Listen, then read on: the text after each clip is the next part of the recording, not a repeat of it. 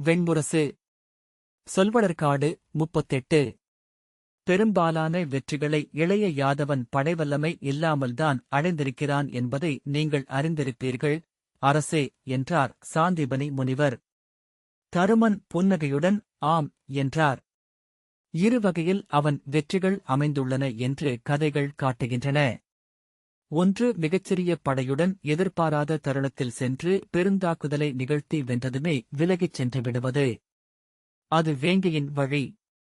அது வருவதையும் செல்வதையும் விழிகளறிய முடியாது. கூர்ஜரத்தின் கருவூலங்களை அவன் வென்றது அவ்வண்ணமே. வாசிப்பது சந்தீப். பிறிதொன்று தனிக்களிரின் வழி என அவர் தொடர்ந்தார். மத்தகம் குலுக்கியபடி அது தன்னந்தனியாக வந்து மன்றில் நிற்கும். துதிக்கை தூக்கி தூக்கி சின்னம் விழித்து அறைகூவும். தன் தனிவல்லமையாலேயே வென்று நின்றிருக்கும். துவாரகையின் ஒற்றர்கள் பஞ்சஜனத்தை உளவறிந்து கொண்டிருப்பதை நான் அறிந்திருந்தேன். ஒருநாள் துவாரகையின் தலைவன் பஞ்சஜனம் மீது போர் கொள்வான் என எண்ணியும் இருந்தேன். உண்மையில் எனக்கு அதில் உணர்வுகள் ஏதுமில்லை. அந்த ஆடல் எவ்வகையில் முடியும் என்றறிவதற்கான மெல்லிய ஆர்வம் மட்டுமே இருந்தது. வணிகர்களாகச் சென்ற என் ஒற்றர்களிடமிருந்து இளைய யாதவன் என்னைப் பற்றி விசாரித்தறிந்ததை நானும் உணர்ந்து கொண்டேன். என்னைத் தேடி அவன் வருவான் என எதிர்பார்த்தேன். வேங்கையாகவா யானையாகவா என்று எண்ணி எண்ணி நோக்கினேன். அப்போதறிந்தேன் அவனுடன் நான் உளப்போரில் ஈடுபட்டுக் கொண்டிருப்பதை. நான் விலகிய இடைவெளியில் எந்தைக்கு இனியவனாக ஆனவன் என அவனை அறிந்திருந்தேன். எங்கோ மைந்தன் என என் உள்ளம் தந்தையை உரிமை கொண்டிருந்தது. மைந்தனுக்கும் மாணவனுக்குமான சமர் வரலாற்றில் முடிவதே இல்லை. அவன் வந்தால் அவனை வென்று நின்றிருக்க வேண்டும் என உறுதி கொண்டேன். அவனைவிட ஒரு படி மேலானவன் என அவன் என்னை உணரும் தருணமே என் இறுதி வெற்றி. நான் ஆற்றியவை அனைத்தும் தந்தைக்கு மேல் நான் கொண்ட வெற்றிகள் என நன்கறிந்திருந்தேன். அவர் அளித்த மொழியும் அவர் கற்பித்த வேதமும் முற்றிலும் பயனற்ற சூழலில் வந்து என் தனித்திறனால் முளைத்தெழுந்து அரசொன்றை அமைத்திருக்கிறேன். அவர்களுக்குரிய வேதங்களை அருளியிருக்கிறேன். அவர் தன் முழுதறிவால் ஆக்கிய முதன்மை மாணவனை வென்றால் எந்த இடம் நான் பிறிதொன்றும் சொல்வதற்கில்லை. அந்தத் தருணத்தை 8 திசைகளிலும் இக்கணமும் என எதிர்நோக்கியிருந்தேன். இன்று எண்ணுகையில் வியப்புடனும் நாணத்துடனும் எண்ணிக்கொள்கிறேன். நான் ஆற்றிய அனைத்துக்கும் பின் எந்த இடம் பாருங்கள், என்னால் என்ன இயலும் என்று என மீள மீள சொல்லிக் கொண்டே இருந்திருக்கிறேன். என் முன்னிருந்து அவர் விலகி நின்ற தருணமே இருந்ததில்லை. நான் அவரை விட்டு வந்ததே அவரை மீறி வளர்வதற்காகத்தான். ஆனால் அவர் பொருட்டே நான் வாழ்ந்திருக்கிறேன். அவரற்ற உலகில் எனக்கு இலக்குகளே இல்லை. நான் இளைய யாதவன் சோனகர் அல்லது யவனர் துணையுடன் ஒரு கூர்த்தாக்குதலை பஞ்சஜனம் மீது தொடுப்பான் என்றே எண்ணினேன். உண்மையில் ஒரு பெரிய யவனக் கப்பல் தன் விற்பொறிகளுடன் வந்து கரையணைந்தது என்றால் பஞ்சஜனம் வீழ்ச்சியடைந்துவிடும். ஆகவே மகாசங்க மலையின் பாறை மடிப்புகள் முழுக்க சிறிய நோக்கு மேடைகளை அமைத்து அங்கு இரவும் பகலும் எரியம்புகளுடன் தொலைவில்லவரை நிறுத்தினேன். மகாசங்க முடிமேல் ஒரு காவல் மாடத்தை அமைத்து தொலைக்கடலை கூர்நோக்க ஆணையிட்டேன். பஞ்சஜனத்திற்கு வரும் 2 மலைப்பாதைகளிலும் காவலரண்களை அமைத்து படைகளை நிறுத்தினேன். பெரிய படை வந்ததென்றால் உடனே அறிவிக்கும்படி மலைக்காவல் மாடங்களில் ஆட்களை வைத்தேன். முள்ளம்பன்றி என அஞ்சி கூர்சிலிர்த்து நின்றிருந்தது பஞ்சஜனம். சங்கன் என்னிடம் எதை அஞ்சுகிறீர் அந்தணரே என்று கேட்டான். துவாரகை நம்மை வென்றாக வேண்டும் என்றேன். நம்மை எவரும் வெல்ல முடியாது. ஏனென்றால் நிலத்தைக் கைவிட்டு காடுகளுக்குள் புகுந்து கொள்வோம் என்று அவன் சொன்னான். மூடா! நீ சேர்த்த செல்வம் இருக்கும் வரை எங்கும் படைகள் உன்னை நாடி வரும் என்றேன். புரியாமல் என்னை விழித்துப் பார்த்தான். 7 மாத காலம் நான் யாதவர்களுக்காக காத்திருந்தேன்.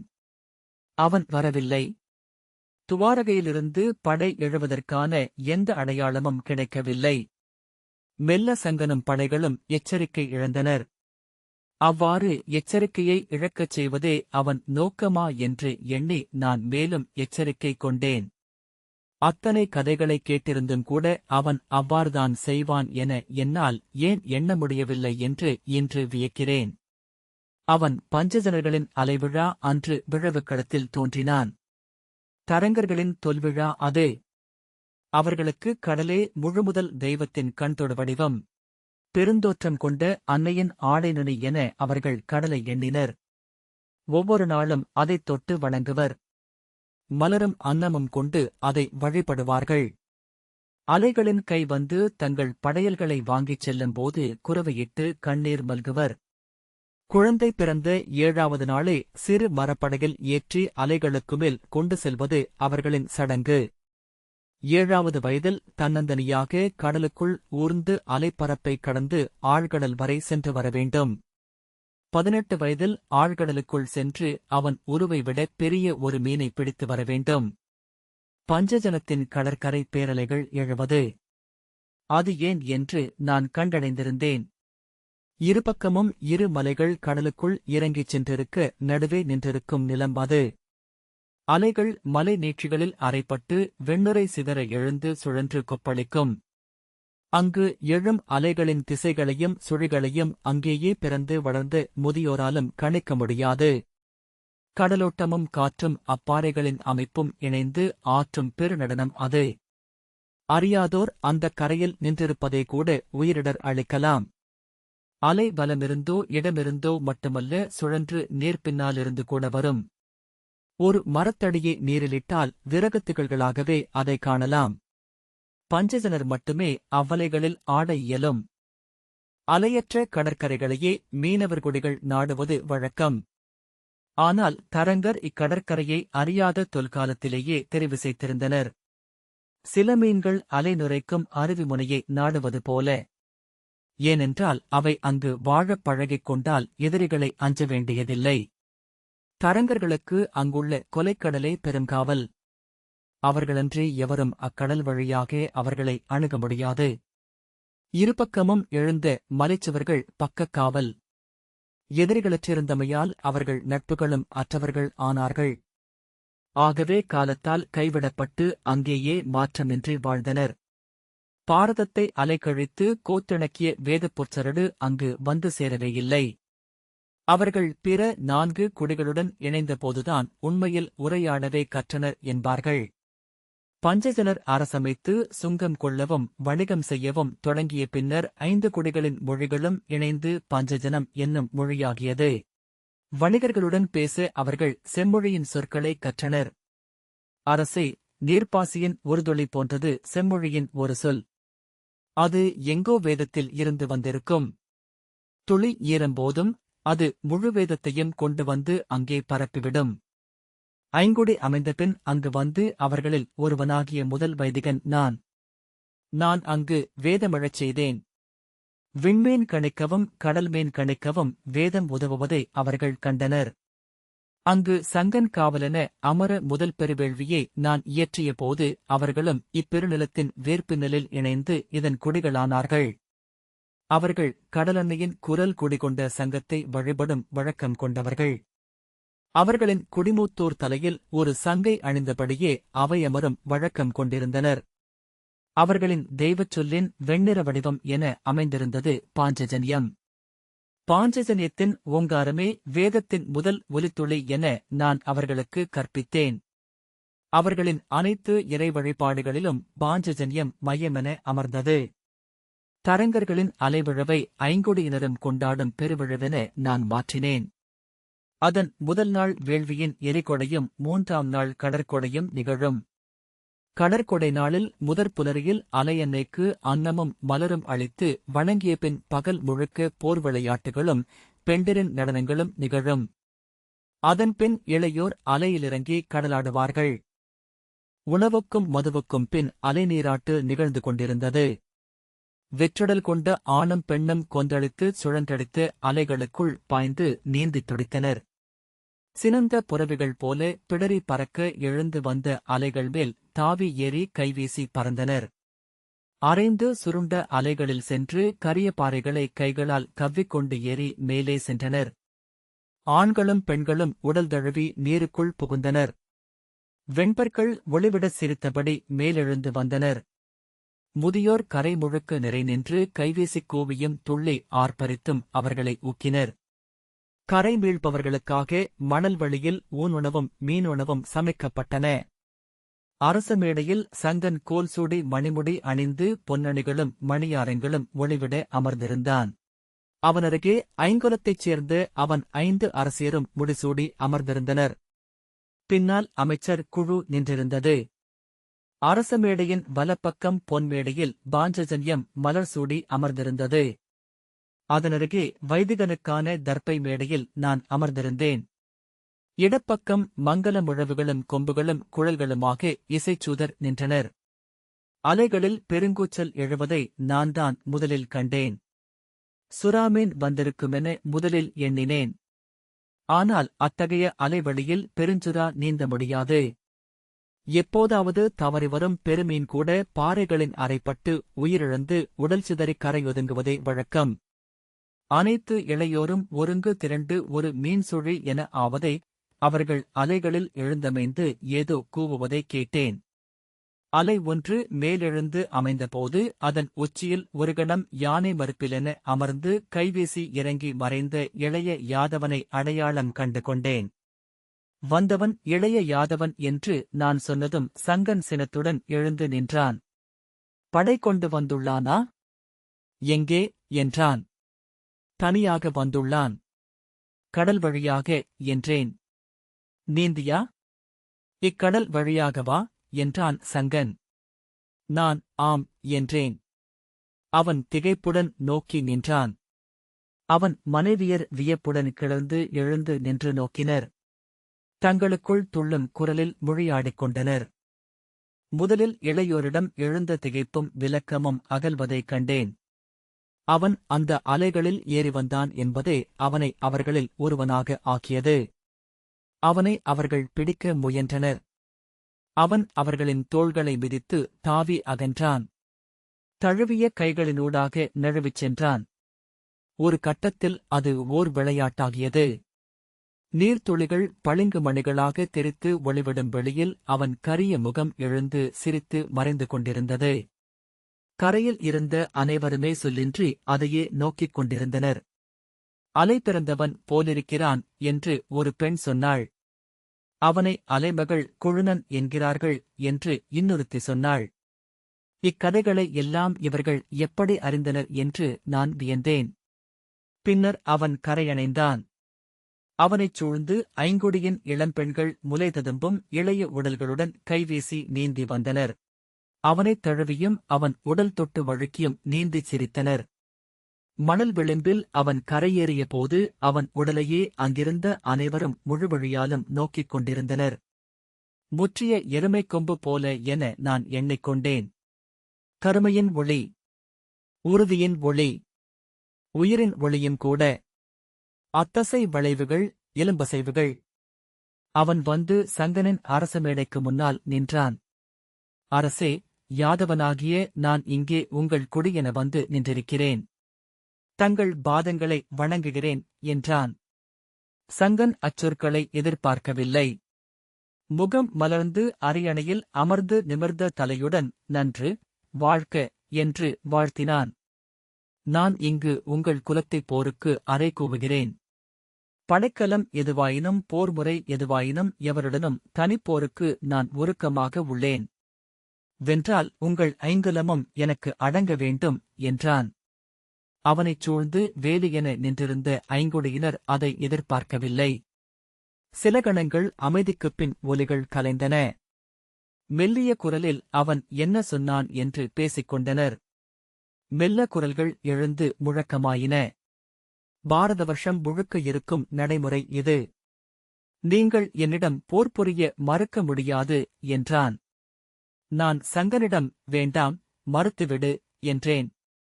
என் விழிகளை அவன் சந்திக்கவில்லை. பீடத்தில் கைகளை வைத்தபடி விழிசுருக்கி நோக்கி அமர்ந்திருந்தான்.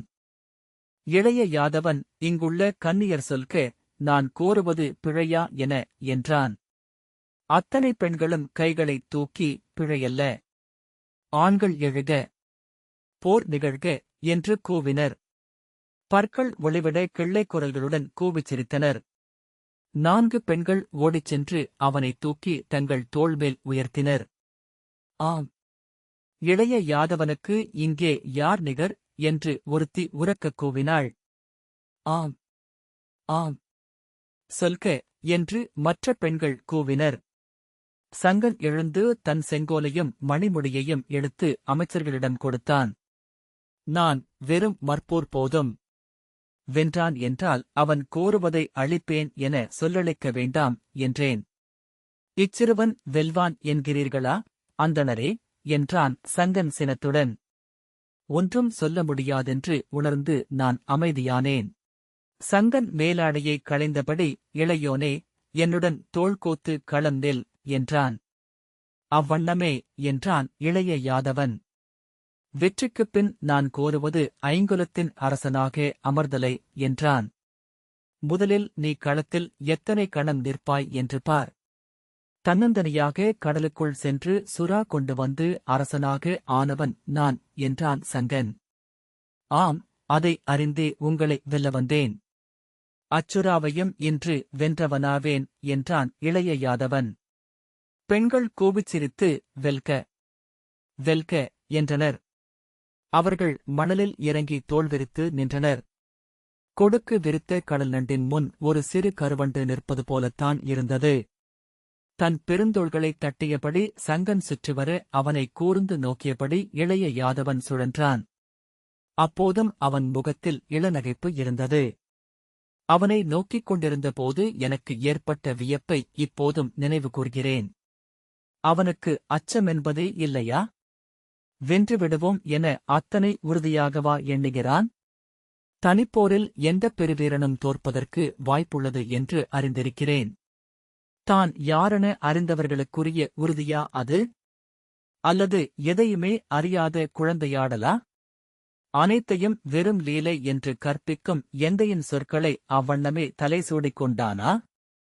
ஆனால் போர் தொடங்கியதுமே தெரிந்துவிட்டது, அவனே வெல்வான் என. அவனே வென்றாக வேண்டும். அதை பின்னாளில் பலமுறை பகுத்து ஆய்வு செய்திருக்கிறேன். நம் எண்ணங்களிலும் வாழ்க்கையிலும் கதைகளுக்கான இடம் பற்றி எண்ணிப் பாருங்கள். கதைகளில் உள்ள ஒத்திசைவு வாழ்க்கையில் இல்லை. எனவே நாம் கதைகள் வாழ்க்கையை வழிநடத்த வேண்டுமென விழைகிறோம். கதை போல வாழ்க்கையை ஆக்க நம்மையறியாமலேயே முயல்கிறோம். அப்படியே கதை போல நிகழ்ந்தது என்பதே நாம் ஒரு நிகழ்வைப் பற்றி சொல்லும் உச்சநிலை பாராட்டு. அது கதையல்ல என்றால் கதை என்றாக்கிக் கொள்வோம்.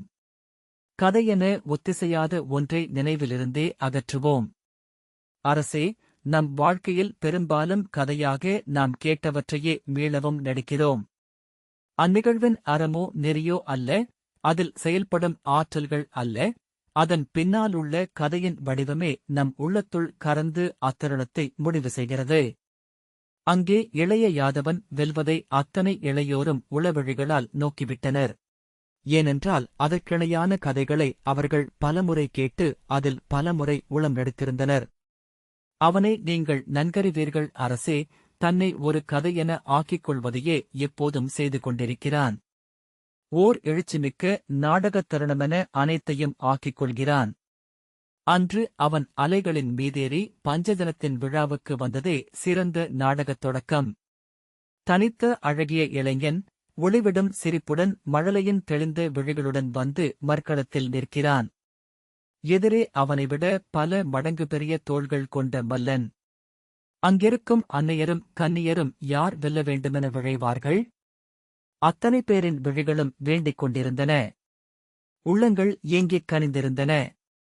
4 முறை அவன் சங்கனை தோள் தவிர்த்து தாவியகன்ற பின் இளையோரும் அவன் வெல்வதையே விழைந்தனர். ஏனென்றால் அவன் வென்றால்தான் புதுவரலாறு நிகழ்கிறது. ஏதோ ஒன்று முன்னகர்கிறது. இளையோர் விழைவதெல்லாம் புதியனவற்றை மட்டுமே. அது அழிவையாக இருப்பினும் அங்கு அது புதிது. ஆனால் எத்தனை முறை நிகழ்ந்த கதை! அங்கு கதை வெல்ல அனைவரையும் கைப்பற்றிக் கொண்டு தன்னை நிறுவியது. இனி அதன் விழைவே நிகழுமென நான் நன்கறிந்திருந்தேன். வியப்பென்னவென்றால் அதை சங்கனும் உள்ளூர அறிந்திருந்தான். அங்குள்ள உள்ளங்கள் திரண்டு வந்து எதிரே நின்றபோது அவன் தோள்கள் அவ்வளை தாழாது தழையத் தொடங்கின. அத்தனை பேரையும் கதை மாந்தராகக் கொண்டு அந்த நாடகம் நிகழ்ந்து முடிந்ததுமே நேராக தொன்மமாக ஆகியது. அவன் சங்கனை தூக்கிச் சுழற்றி தரையில் அறைந்து அவன் இரு கைகளையும் பற்றி முறுக்கி ஒன்றாக பிடித்துக் கொண்டு கைதூக்கி வெற்றிக் குரலெழுப்பினான். கூடி நின்ற அனைவரும் அவனுடன் சேர்ந்து ஆர்ப்பரித்தனர். அவன் எழுந்தபோது இளங்கன்னியர் பாய்ந்து சென்று அவனைப் பற்றி தூக்கி தலைமேல் வீசி கூவி ஆர்த்தனர். இளையோர் அவன் மேல் மேலாடைகளையும் கிளிஞ்சல்களையும் வீசி கூச்சலிட்டனர். அன்னையர் அவனைத் தொட்டு நோக்க முண்டியடித்தனர். அங்கே நிகழ்ந்து கொண்டிருந்த உணர்வுக் கொப்பளிப்பை என் பீடத்தில் அமர்ந்தபடி நான் நோக்கிக் கொண்டிருந்தேன். எத்தனை முறை நிகழ்ந்த நாடகம் இது? இன்னும் எத்தனை முறை இது இங்கே நிகழும்? ஒருவேளை மண்மீது எங்கோ ஒவ்வொரு நாளும் கணமும் இது நிகழ்ந்து கொண்டிருக்கிறது போலும். ஒரு தலைவனை தங்களுக்குள் இருந்து எடுத்து முன்வைக்கிறார்கள். எவர் முன்? இதோ தலைக்குமேல் தூக்குகிறார்கள். அப்படியென்றால் தெய்வங்களுக்கா காட்டுகிறார்கள்? அவன் வீரர்களுக்குரிய முறையில் நடந்து கொண்டான். சங்கன் முடித்துறக்க அதை வாங்கிதான் அணிந்து கொண்டு ஐங்குடியின் கோல் சூடி அரியணையில் அமர்ந்து அலைவிழவை தலைமை தாங்கி முடித்து வைத்தான். உடனே அந்த முடியை எடுத்து சங்கனின் மூத்த மைந்தனின் தலையில் சூடி அரிமலரிட்டு வாழ்த்தி அவனை ஐங்குடியின் அரசனாக ஆக்கினான். சங்கனின் 5 துணைவியரையும் அன்னை என ஏற்று அடிபணிந்து மலர் கொண்டு வாழ்த்து பெற்றான். தன் வெற்றிக்கு ஈடாக அவன் கூறியது 2. ஐங்கலம் என்றும் துவாரகைக்கு அணுக்கர்களாக இருக்க வேண்டும். என்னை அங்கிருந்து அழைத்துச் செல்ல ஒப்ப வேண்டும்.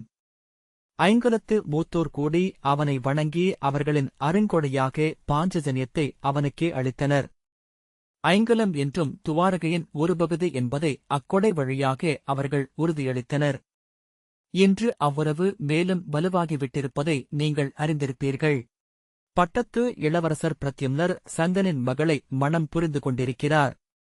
துவாரகையின் வல்லமை வாய்ந்த கடலோடிகளில் பெரும்பாலானவர்கள் ஐங்குலத்தோரே. பாஞ்சஜன்யம் இன்று துவாரகையின் அரசவையில் பொற்பிடத்தில் வைக்கப்பட்டுள்ளது. ஒவ்வொரு நாளும் துவாரகையின் குடிப்பேரவை கூடும்போது குலங்கள் இணைந்தமர்வதற்கான அறைகூவலாக அது ஒலிக்கிறது.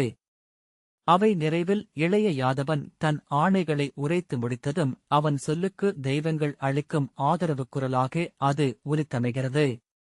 பாஞ்சஜன்யமே அவனுள் வாழும் தெய்வத்தின் ஓசை என்கிறார்கள் துவாரகையின் சூதர். அவன் என்னிடம் வந்து பணிந்து, உங்களுக்காகவே இங்கே வந்தேன் ஆசிரியமென்றரே. உங்களை என் ஆசிரியரிடம் அழைத்துப் போவதாக உறுதி கொடுத்தேன் என்றான். நான் அதை அறிந்திருக்கிறேன். எந்தையை சந்திப்பதில் எனக்கும் ஆர்வமிருக்கிறது. நீ செல்க. நான் இங்கு என் பணிகளை 2 நாட்களில் முடித்துவிட்டு உன்னைத் தொடர்ந்து உஜ்ஜயினிக்கு வருகிறேன் என்றேன். நன்று, உங்கள் சொற்களை ஆசிரியரிடம் அறிவிக்கிறேன் என்று சொல்லிவிட்டு அவன் துவாரகைக்கு மீண்டான். நான் அங்கே செய்து முடிக்க பல பணிகளிருந்தன. எனக்குப் பின் அங்கு வைதிகனாக அமர்வதற்கு என் முதல் மாணவனாகிய சக்ரனை அமைத்தேன். ஐங்குடிக்குரிய முதல் நூல்களையும் வழிநூல்களையும் வகுத்து அந்நெறிகளை அரசவை ஏற்க வைத்தேன். அங்கு வேள்விகளும் பூசனைகளும் நிகழவேண்டிய முறைமையையும் குடிகளின் ஒழுக்கமும் அறமும் செல்ல வேண்டிய வழிகளையும் வகுத்து நான் எழுதிய சங்கஸ்மிருதி என்னும் நூலை அவர்களின் கொடியவை ஏற்க வைத்தேன். அனைத்தையும் ஒருக்கியபோது அங்கு நான் இருந்தாக வேண்டுமென்பதில்லை என்று ஆயிற்று. அவர்களிடம் விடை பெற்று நான் கிளம்பினேன். ஐங்குடியினரும் விழிநீர் வார வந்து என்னை வழியனுப்பினர். என் கால்களில் இளையோர் நிறையென